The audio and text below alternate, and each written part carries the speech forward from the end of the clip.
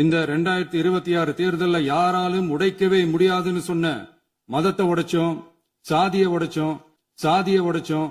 சுதந்திரம் வாங்கின காலத்துல இருந்து சாதிகள் இல்லையடி பாப்பா அப்படின்னு நம்ம பாடி பாடி குழந்தைங்க சொல்லிக் கொடுக்குறோமே தவிர இந்த சாதியை நம்மளால ஒழிக்க முடியல.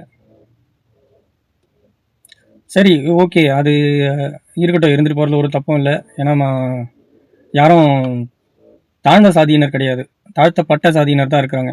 ஸோ அப்படி தாழ்த்தப்பட்டவங்கள மறுபடியும் மேலே தூக்கிட்டு வர்றதுக்கு சாதி ஒரு சான்றாக இருக்கட்டும். ஆனால் அது குழந்தைங்க கிட்ட போயிட்டு எதுக்கு அவங்க ஐடி கார்டில் போட்டு நீ இந்த சாதின்னு குறிப்பிட்டு அவங்க கிட்ட காமிக்கணும்? குழந்தை மனசுக்குள்ள ஒரு வஞ்சம் வராதா, ஏற்றத்தாழ்வு வராதா? புரிஞ்சுதான் பண்ணுறீங்களா? ஒரு பக்கம் சாதி மதம் கடந்த ஆட்சி நடத்துவோம்ன்றது, இன்னொரு பக்கம் ஐடி கார்டில் குழந்தைங்க ஐடி கார்டுலேயே நீங்கள் சாதியை குறிப்பிட்டு கொடுக்குறன்றது. செல்கிற குழந்தைகள் அனைவருக்குமே ஒரு வகையாகும் முறையில் ஆண்டுதோறும் அவர்கள் சாதி சான்றிதழை வாங்குவதற்கு மாற்றத்தை உருவாக்குவதற்காக நடவடிக்கை நாங்கள் மேற்கொண்டிருக்கிறோம். ஐடென்டி கார்டு என்று சொல்லப்படுகிற ஒரு அட்டையை வழங்கலாம் என்று நாங்கள் முடிவு செய்திருக்கிறோம்.